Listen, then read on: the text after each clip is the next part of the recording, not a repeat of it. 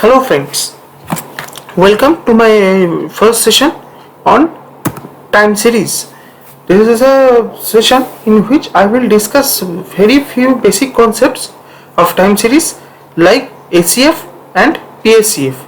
ACF is autocorrelation function and PSCF is partial autocorrelation function. See here, I have given the details. It is just an introductory session.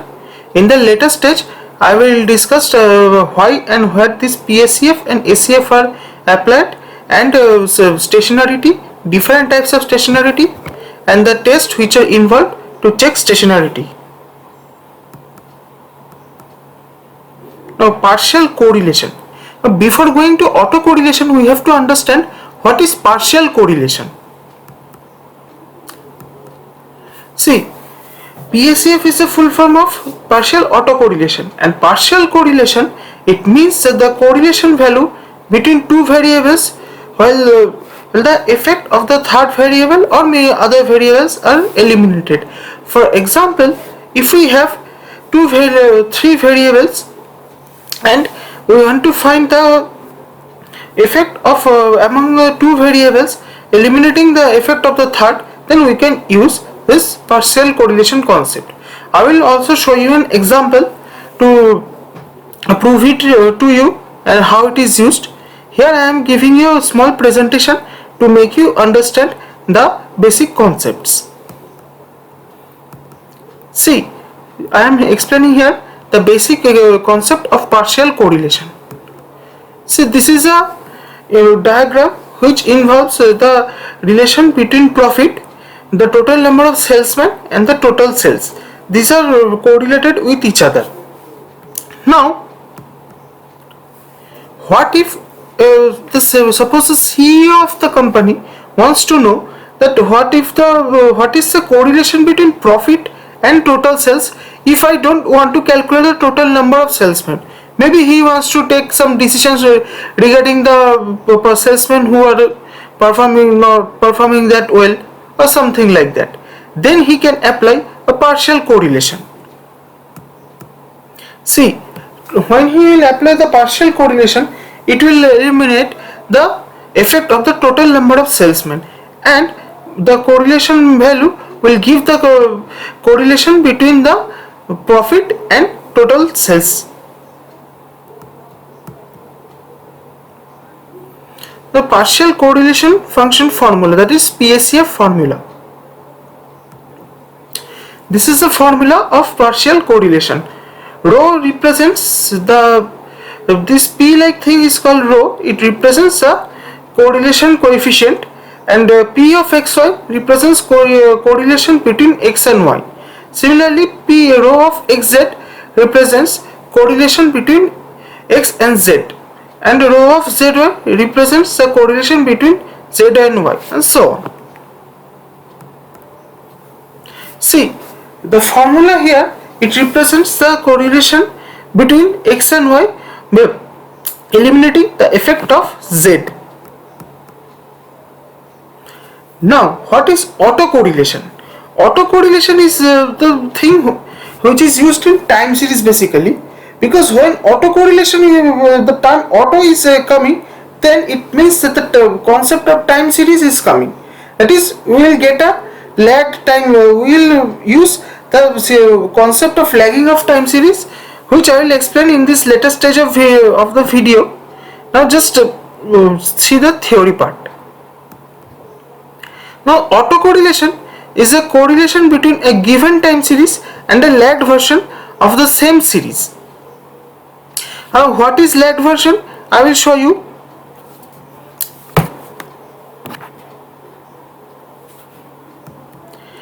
Then this partial autocorrelation, it means the correlation between a stationary time series, that is which is represented by yt, and a lagged version of it. Suppose it is lagged by k, that is k lagged version, which is separated by k units after adjusting the present of the other short lag terms, the yt minus 1, yt2 minus 1, ytk minus 1.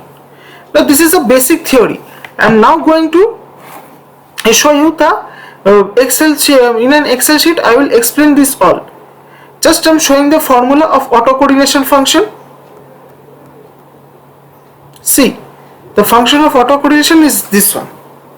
This RT, it represents the time series, and R bar represents the mean of the total series, and T, my R of T, K, my RT minus K, it represents the lag time series.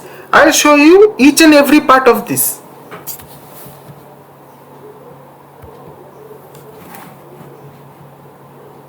Now see, PSEF. In PSEF, what was the formula here? See, this was the formula. Correlation coefficient of XY minus correlation coefficient of XZ into correlation coefficient of ZY divided by root over of 1 minus P square X rho square XZ into root over of 1 minus rho square ZY. Now I will apply this formula in the Excel sheet here and show you the thing. I have also written the formula like this so that it helps you to remember. It's the same formula, only the XYZ has been turned into A, B and C. Now see here, we have three variables A, B and C. Okay, and these are the terms from here till here. This is A, similarly this is B, and again this is C. Now I have to find the value of each and every of this one. This RAB I have written, it means the correlation coefficient between AB. Here I have just put the formula. See, as you can see here, correlation coefficient between B2 to B13. B2 to B13, that means this A. Again, this correlation coefficient between C2 to C13. That means between these two parts, A and B. This is 0.86. As we all know that the correlation coefficient ranges from -1 to +1. Again, here it is a correlation coefficient between B and C.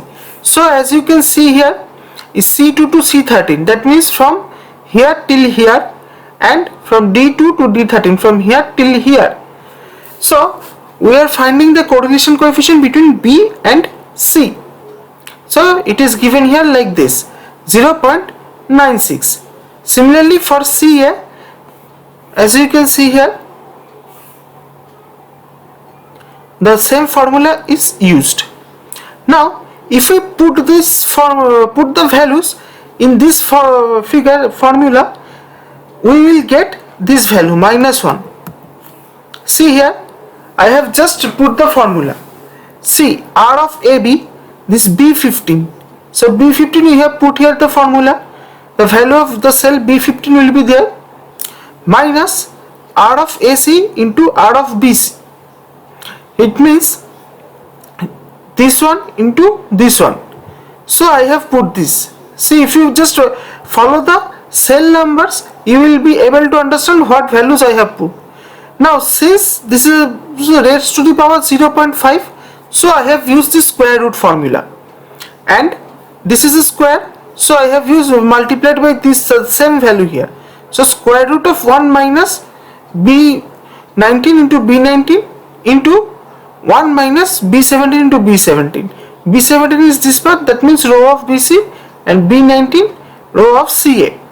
These two I have just put the values here, and after calculating the value I got -1. So this is the thing which I got. The PSEF value is -1, which means that if we eliminate this, the effect of C, A and B will be negatively correlated. That is, if A increases, B will decrease, and the vice versa. That is, if A decrease, B will increase. Now let's go for ACF. ACF, I have shown you the formula again here. This is the formula of ACF. Now you will be able to understand what actually I have done.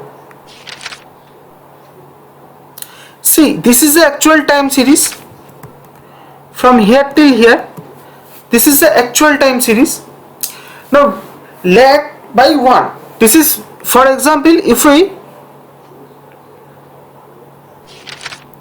here, if the value of k is 1, then x of t minus 1, so it is lagged by 1. So we leave this upper space, and from this second position we take this time series.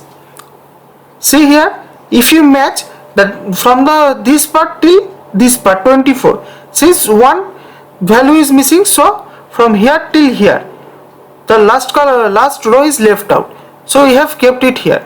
For x of t minus 2, again we will from the end we will just put these two, we will eliminate these two, and the rest of the things will remain same. See here, from starting from 21 till 20, 24 and 21 is been left out. Now xt minus x mean means the average of this part. Okay, I have already calculated here the average of this part. See, as you can see, I have put the formula here. Now what I did, I just put this formula xt minus x mean. Why? See here, this is xt. In our case, this rt is xt and r bar is the x mean in our case. So I just put the value here. So this one minus this part, we will get 3.75. Again similarly 17 minus 17.25, that is minus 0.25. Again similarly 16 minus 17.25, it's the x mean, we will get minus 1.25, and this goes on. Now for t of x of t minus 1 minus x mean, so it will start from here. So as you can see, 21 minus 17.25, 3.25. Again 17 minus 17.25, that is minus 0.25. See, actually if you observe now, it will be the same value, just it has shifted by one row, just similar to this case. Since xt and xt minus 1, the values has shifted by 1 rows. For xt minus 2, the value has shifted by 2 rows from xt. So this will be also similar like this. See, the values has shifted by 2 rows. Now this is the formula. Another formula, xt minus x mean into xt minus 1 minus x mean. What is this? Is this part. Actually I am showing you for lag of 1. I will also show you for lag of 2 also. So this part, what I told you, the numerator part, what I showed you, that is xt minus x of mean into x of t minus 1. Here, as I have told you, k is 1 in our case, minus x of mean. See here, I have multiplied this.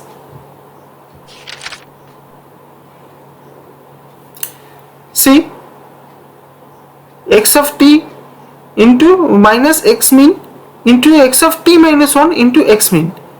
So I have multiplied this and added them up.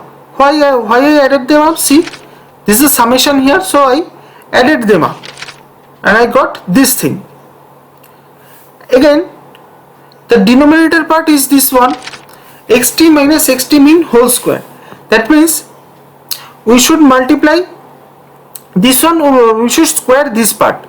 So squaring this part, we get this thing. And as you can see, the formula, as it changes here, as you can see, the formula changes here. I have squared everything and the sum of this total column is given here, 219. Now if you check the formula here, What is it? Is summation of xt minus summation, this is xt in our case, this part is x mean into xt minus 1 minus x mean, the summation of this thing, into divided by summation of xt minus x mean whole square. Now remember friends, when we are calculating the denominator, we should forget about these lags, that is these gaps. We should calculate the total deviation from the mean and square them up. See, I have also done the same. I have calculated the total the deviation from the means from the very beginning, and I have summed them up. See, and after that, to calculate the ACF1, what I did, I just divided this thing divided by 219. See the formula here, H19 divided by J19. H19 is this part and J19 is this part, and so we get here. So in this part I just rounded this thing by between 3 places of decimal, and I got 653. Similarly for ACF2 also, what I did, this xt minus x mean, this will remain the same, into xt minus 2 into x mean. If you just follow the formula, you will get to understand. In this place, k, the value of k is equal to 2. So I just put xt minus 2 minus x mean. So I get this value. Okay. What I did, I just multiplied this part with this part. If you see the formula here, E4 into G4. E4 is this thing and G4 is this thing. So I have multiplied here. It goes on like this till the end of the values, and I have summed them up here. Again, the denominator will be same, that is this one. See here, it is I19 by J19, and I got this value. Now to cross check whether I got the same, I have calculated it right or not, I have used RStudios. I have written this formula here, and I just need to run this.